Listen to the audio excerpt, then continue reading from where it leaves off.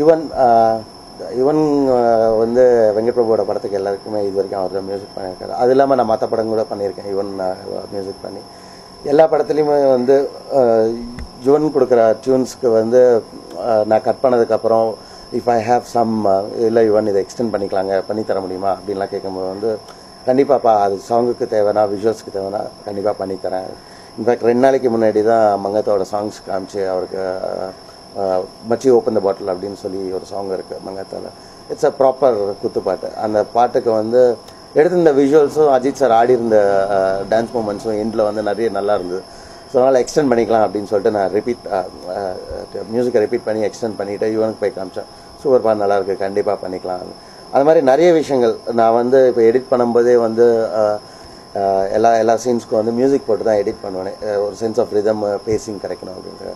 So அவர் இவனுக்கு படம் காட்டும் போது அந்த மியூசிக்கை வச்சு தான் காட்டுவேன். ஆக்சுவலாக அவருக்கு வந்து he enjoys it and he tells me if he doesn't want to watch a particular scene without music he'll tell me earlier வேண்டாம் அதுக்கு மட்டும் மியூசிக் போடாமல் காட்டுங்க எனக்கு அப்படின்னு.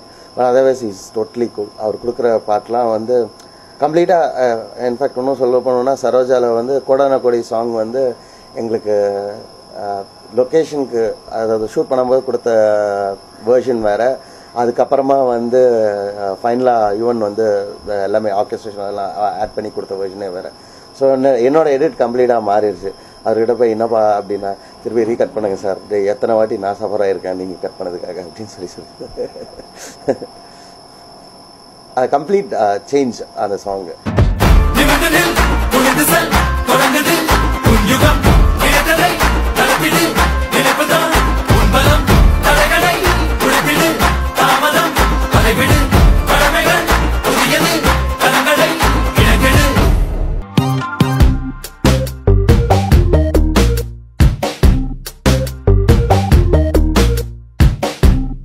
மங்கத்தா வந்து it's a dark film, dark action based thriller.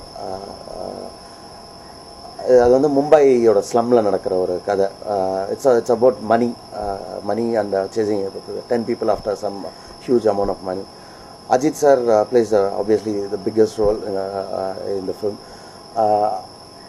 Dharavi அப்படின்றதுனால வந்து அதில் வந்து தாராவினாலே அது ஒரு ஸ்லம்முன்னு உடனே அது வந்து டார்க்காக ப்ரௌனாக ஒரு டர்ட்டியாக அந்த லுக் தான் வேணும் அப்படின்னு சொல்லி முதலே டிசைட் பண்ணது. டோட்டலாக every shot that has been composed in Dharavi so far will be dark, rustic feel, brownish rustic, டர்ட்டியாக இருக்கும். எல்லா ஃப்ரேமிங்காக இருந்தாலும் சரி, ஃப்ரேம்குள்ளே இருக்கிற ப்ராப்ஸாக இருந்தாலும் சரி.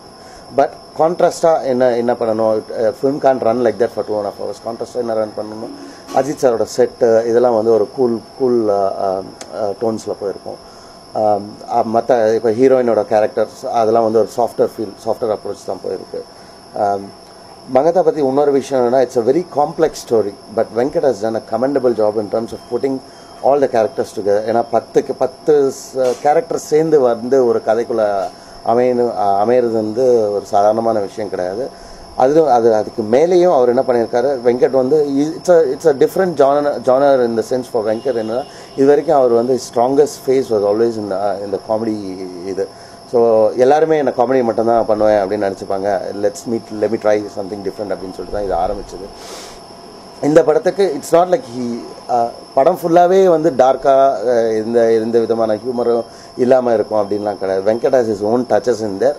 அதில் வந்து அஜித் சார் எப்படி கொண்டு வராருன்றது தான் இந்த படத்தில் வந்து ஒரு ஹைலைட்டு. ஆக்சுவலாக செவரல் சீக்வன்சஸ் இன்ஃபேக்ட் வெங்கட் எங்கிட்ட ஒரு 2 நாளைக்கு முன்னாடி சொல்லிட்டு இருந்தார் that Ajith has been enjoying how he has transformed Venkat வந்து அஜித் சாரை வந்து எப்படி ட்ரான்ஸ்ஃபார்ம் பண்ணியிருக்காரு இந்த படத்துக்காக, அவரோட நார்மல் மோட் இல்லாமல் அப்படின்னு சொல்லிட்டு இருந்தார்.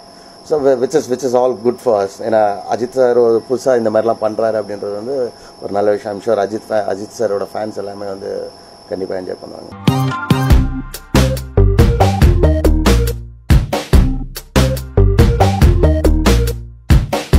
அர்ஜுன் சார் வந்து has graciously accepted to do a role in this film. ஏன்னா அவ்வளோ பெரிய ஸ்டார் காஸ்ட் இருக்கும்போது அவருக்குன்னு ஒரு தனி இமேஜ் இருக்குது. But still agree to do this film. As usual போலீஸ்னாலே நம்மளுக்கு வந்து அர்ஜுன் சார் கண்டிப்பாக ஞாபகம் வருவார். இதில் வந்து he plays a very strong CBCID officer who goes beyond people who have committed some crimes. அதுக்கு மேலே கதை சொன்னேன்னா என்ன கண்டிப்பாக கொண்டு வருவேன் கிட்ட.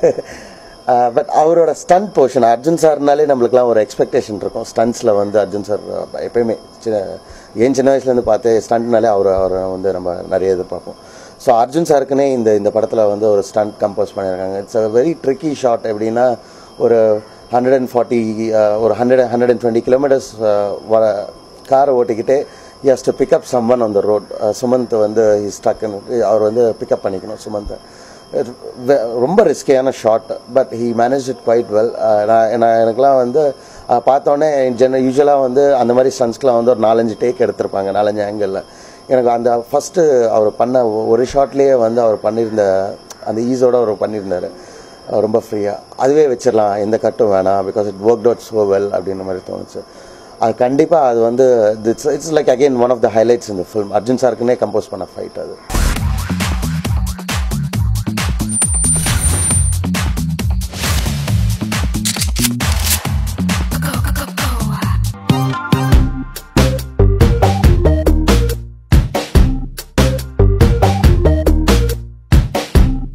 மங்கத்தில் வந்து ஆக்சுவலாக நிறைய கேரக்டர் இருக்குது. அதில் வந்து one of the main characters will be played by Trisha.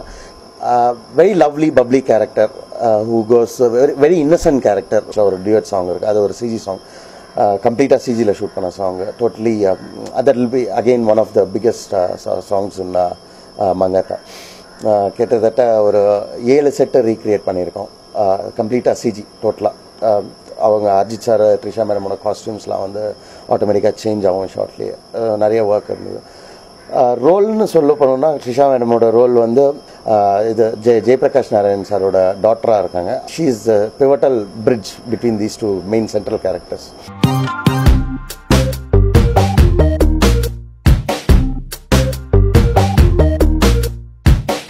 Lakshmi Rai அவங்களும் நடிச்சிருக்காங்க மங்கத்தால். அவங்க வந்து பிரேம்ஜி மஹத் இவங்க கூட வந்து ஒரு ஜாலியாக இருக்கிற character. She doesn't care what happens tomorrow அந்த மாதிரி ஒரு கேரக்டர். நிறைய இன்ஃபேக்ட் ஹியூமர் எலிமெண்ட்லாம் அவங்க 3 பேர்கிட்ட இருந்து தான் வரும் படத்தில். ஷி பிளேஸ் ஒரு அஜித் சார் கூட ஒரு சாங் இருக்குது. அதுக்கப்புறமா பிரேம்ஜி மஹத் அவங்க கூட ஒரு சாங் இருக்குது. வெரி லைவ்லி பப்ளி கேரக்டர் அவங்களுக்கும். பேரலாக வந்து ட்ரிஷாக்கு பேரலாக வந்து இவங்க கேரக்டரும் ஓடும். த்ரூ அவுட் த ஃபில்ம் அவங்களோட பேட்டர்ன் அவங்களோடது வந்து ஒரு கலர்ஃபுல் எபிசோடாக தான் இருக்கும். Comedy fun. அதனால்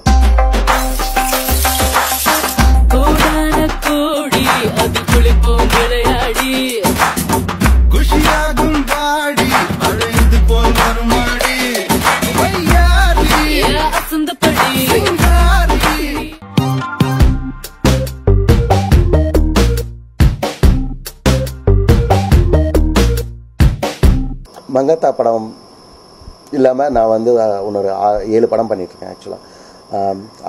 அரவான் வந்து it's a period film set in the 1600s. It's a complicated film because again அந்த படத்துக்கு வந்து அந்த காலத்தோட காஸ்டியூம்ஸு செட்டு, அந்த காலத்தோட ப்ராப்ஸை ரீக்ரியேட் பண்ணுறது அதெல்லாம் வந்து ஒரு ரொம்ப கஷ்டமான விஷயம். வசந்தபாலன் சார் வந்து is the director of is doing it very immensely superb job. Period film na, it's not actually a period film, it's a commercial story set in the 1600s. That's the only thing about that film. Amazingly shot so far. I'm really enjoying each and every frame of that film. அந்த படம் இல்லாமல் வந்து நான் வந்து மதில் மேல் புனை, கழுகு, தடையார தாக்க, அருண் விஜய் நடிக்கிற படம். அது இல்லாமல் வந்து சிங்கப்பூரில் ஒரு படம் பண்ணிகிட்ருக்கேன். சிங்கப்பூர் கவர்மெண்ட் கமிஷன் பண்ண படம். It's a bilingual, it's a Tanglish film, தமிழும் இங்கிலீஷும் சேர்ந்த படம். அந்த படத்தோட பேரே வந்து Ooruga, pickles, that's what it's called in English. அது இல்லாமல் ஒரு மலையாள படம் ஒன்று பண்ணிகிட்ருக்கேன்.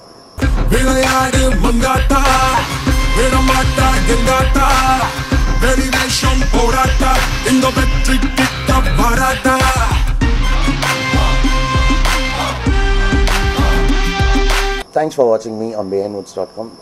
I hope you enjoyed my time.